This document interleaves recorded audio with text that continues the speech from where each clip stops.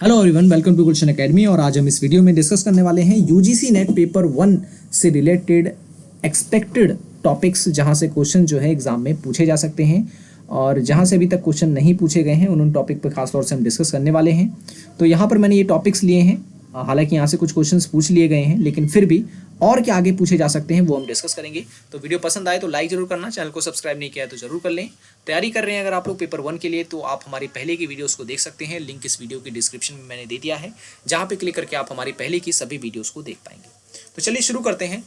शिक्षण के सिद्धांत, यहाँ से क्वेश्चन नहीं पूछा गया है तो आपको पता होना चाहिए। शिक्षण के सिद्धांत की अगर हम बात करें तो इसका जो संबंध होता है वो होता है प्रेरणा के सिद्धांत से, ठीक है ना, प्रेरणा के सिद्धांत से। और इसमें गतिविधि जुड़ी होती है, गतिविधि के सिद्धांत से, ठीक है। और इसमें रुचि का सिद्धांत भी जो है जुड़ा होता है, क्योंकि शिक्षण जो है तब तक सफल नहीं माना जाता जब तक कि छात्रों में विषय के प्रति रुचि जागृत ना हो। निश्चित उद्देश्य भी इसमें जुड़ा होता है, निश्चित उद्देश्य का सिद्धांत। और लोकतांत्रिक व्यवहार का सिद्धांत, ठीक है, लोकतांत्रिक व्यवहार का सिद्धांत भी जो है इसके साथ जुड़ा होता है। तो ये कहलाएंगे शिक्षण के सिद्धांत, ठीक है। बिना इसके शिक्षण प्रक्रिया जो है पूर्ण भी नहीं मानी जा सकती है। नेक्स्ट क्वेश्चन है, वयस्क और युवा शिक्षार्थी में अंतर क्या होता है, ठीक है। तो अगर हम वयस्क शिक्षक की मतलब वयस्क शिक्षार्थी की बात कर रहे हैं यहाँ पर, तो वयस्क जो होते हैं इनकी शिक्षा जो होती है वो समस्या केंद्रित होती है। इनका जो शिक्षण होता है वो समस्या केंद्रित होता है। इनको एक समस्या दी जाती है, उसका समाधान इनको ढूंढना होता है, ठीक है। वयस्क की मैं यहाँ पे बात कर रहा हूँ, वयस्क शिक्षार्थी की। और इनका जो शिक्षण होता है परिणाम उन्मुख होता है, ठीक है, परिणाम उन्मुखी होता है। और स्वयं सीखने के लिए उत्तरदायी होता है, ठीक है ना, स्वयं सीखने पे इसमें बल दिया जाता है, सीखने पे बल दिया जाता है, आप ये याद रखिए, ठीक है। तो ये मैंने आपको विशेषता बताई किसकी, वयस्क शिक्षार्थी की। अगर हम बात करें युवा शिक्षार्थी की विशेषताओं की, तो युवा शिक्षार्थी जो होते हैं उनका जो शिक्षण होता है वो विषय केंद्रित होता है, ठीक है। इनका शिक्षण जो है वो विषय केंद्रित होता है और भविष्य उन्मुख होता है, भविष्य उन्मुखी होता है और अन्य लोगों पर निर्भर करता है, ठीक है, अन्य लोगों पर निर्भर करता है। ये भी पॉइंट आपको इसमें याद रखना है, ठीक है। बात करते हैं शोध में आईसीटी से। यहां से भी क्वेश्चन जो है हर बार पूछे जाते हैं, पूछ सकता है आपसे पूछ सकता है कि भाई, हालांकि ये पूछ लिया गया है एनालिटिकल टूल्स कौन कौन से होते हैं, ठीक है। तो मैंने आपको बता दिया था, स्प्रेडशीट हो गया, वर्ड प्रोसेसर हो गया, डीबीएमएस हो गया, ये आपको मैंने पहले की वीडियो में बता दिया था। इंटरनेट टूल आपसे पूछ सकता है, इंटरनेट टूल पे अभी तक नहीं पूछा गया, इंटरनेट टूल पूछ सकता है। कौन कौन से आ जाते हैं इसमें, गूगल आ जाता है भाई, इसमें याहू आ जाता है, ठीक है ना, ये सर्च इंजन है हालांकि। एक्साइट आ सकता है इसमें। और अगर डॉक्यूमेंट मैनेजमेंट की अगर हम बात करें तो ये भी क्वेश्चन पूछा जा सकता है, डॉक्यूमेंट मैनेजमेंट को लेकर के। डॉक्यूमेंट मैनेजमेंट कौन कौन से ऐसे सॉफ्टवेयर होते हैं उसके लिए, तो ड्रॉप बॉक्स होता है, एक गूगल ड्राइव होता है, सबको पता है इसके बारे में, एक गूगल डॉक्स होता है जिसमें हम डॉक्यूमेंट्स वगैरह रखते हैं। तो ये हम कहेंगे डॉक्यूमेंट मैनेजमेंट वाले एप्लीकेशंस इनको, ठीक है ना। तो ये आपको याद रखना है, यहाँ से क्वेश्चंस पूछे जा सकते हैं। बात करते हैं अंतर्वैयक्तिक संचार के बारे में। तो ऑलरेडी मैंने कल की वीडियो में इसके बारे में विस्तार से बताया था, अंतर्वैयक्तिक और अंतर्वैयक्तिक संचार क्या होता है। अंतर्वैयक्तिक वही जिसमें व्यक्ति अपने से बात करता है, और अंतर व्यक्तित्व जो होता है ये दो प्रकार का होता है, शाब्दिक और अशाब्दिक। ये मैंने विस्तार से बताया था, तो पहले की वीडियो से अगर आप देख लेंगे तो आपका इससे कॉन्सेप्ट क्लियर हो जाएगा। हेतुभाव से क्वेश्चंस पूछे नहीं गए हैं अभी तक, ठीक है ना। हालांकि मेरे ख्याल से कल की शिफ्ट में कुछ था क्वेश्चन घुमा करके, लेकिन स्टूडेंट ने पूरा क्लियर नहीं पता इसके बारे में मुझे, ठीक है ना। तो हेतुभाव को आपको जो है अच्छे से कर लेना, क्योंकि अब क्वेश्चन आएंगे तो लाइन से इसमें पूछे जाएंगे। तो हेतुभाव का मतलब क्या होता है, हेतुभाव का मतलब ये होता है हेतु का आभासी रूप कहलाता है हेतुभाव, ठीक है। वास्तविक हेतु के स्थान पर अवास्तविक हेतु का होना ही हेतुभाव कहलाता है। और इसके लक्षण क्या क्या होते हैं, एक मिनट से मिटा देता हूं मैं, ठीक है। स्क्रीनशॉट लेना चाहे ले सकते हैं आप लोग।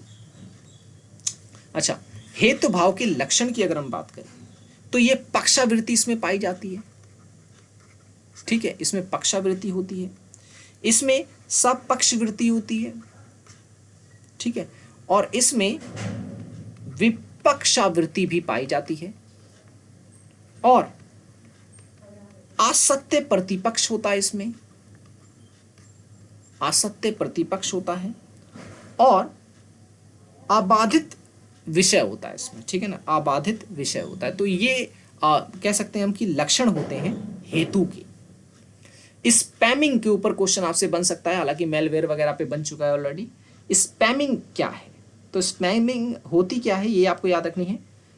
तो आपने देखा होगा जब भी कोई आप वेबसाइट वगैरह या कोई भी कुछ खोलते हैं तो उस पर कई सारी एड्स आती हैं, ठीक है, और कई बार ऐसा होता है कि आपकी ईमेल आईडी पे जो है लॉटरी का, तो कभी कभी हो सकता है कि होता है कि आप पैसे जीत चुके हैं, वो सब मतलब कई तरीके के आपको मेल आते हैं। तो ऐसे मेल जिसका आपसे कोई संबंध नहीं होता उसे स्पैमिंग कहते हैं, ठीक है, उसे स्पैमिंग कहते हैं।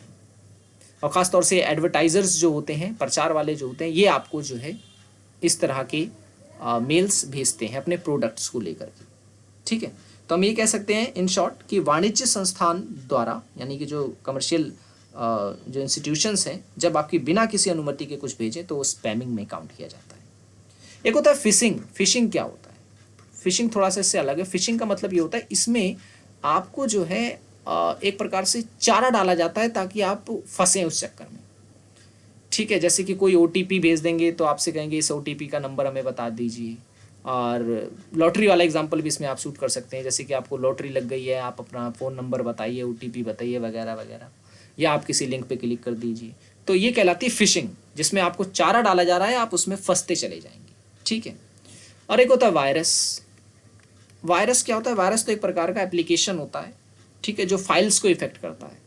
ये जिसमें घुसता है, मतलब किसी भी एप्लीकेशन के थ्रू ये आता है और उसके बाद धीरे धीरे आपकी फाइल्स को करप्ट करते जाता है और धीरे धीरे वो सबको ख़त्म कर देता है। और कुछ कुछ तो वायरस इतने खतरनाक होते हैं कि वो आते ही कंप्यूटर को लॉक कर देते हैं, ठीक है ना, लॉक कर दिए जाते हैं। आपने देखा होगा न्यूज़ वगैरह में कि कई सारी ऐसी गवर्नमेंट की वेबसाइट्स हैं जिस पे रैंसम मांगा जाता है उनसे कि भाई कंप्यूटर वो लॉक कर देते हैं और कहते हैं कि भाई पैसे इतने मिलेंगे तो वो जो है उस कंप्यूटर को खोलेंगे, और नहीं देंगे तो उसमें जितने भी डेटा होते हैं उसको डिलीट करते हैं वो, ठीक है ना। तो ये बहुत से ऐसे जो है ऑनलाइन फ्रॉड भी हो रहे हैं और ख़तरा कहीं ना कहीं जो डेटा को है वो दिन प्रतिदिन बढ़ता जा रहा है।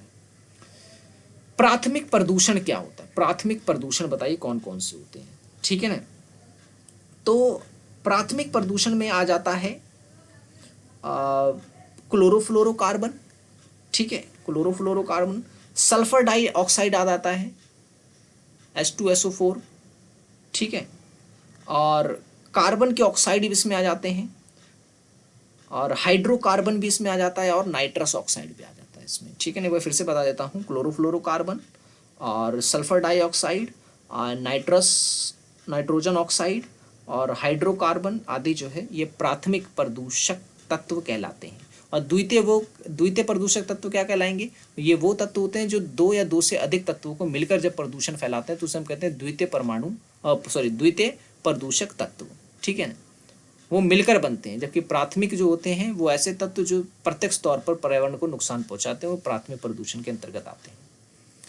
LNG का फुल फॉर्म आपसे पूछ सकता है, तो LNG का फुल फॉर्म जो होता है वो होता है लिक्विफाइड नेचुरल गैस, ठीक है ना। CNG की क्या होती है भाई? Compress natural gas. LPG की क्या होती है? Liquefied petroleum gas. ये आपको याद रखना है इसमें, ठीक है ना। तो आज की वीडियो में इतना ही। आशा करता हूँ ये वीडियो आपको पसंद आया होगा। वीडियो पसंद आया हो तो लाइक कर देना, चैनल को सब्सक्राइब नहीं किया है तो ज़रूर कर लें ताकि इस तरह की वीडियोस आपको मिलते रहे। और पेपर 1 की तैयारी कर रहे हैं तो आप हमारी पहले की वीडियोस को एक बार ज़रूर देखें, लिंक मैंने इस वीडियो की डिस्क्रिप्शन में दे दी है, जहाँ पर आपको पेपर 1 से रिलेटेड सभी टॉपिक्स पर वीडियोज़ देखने को मिल जाएगी। So thanks for watching this video. मिलते हैं अगली वीडियो में।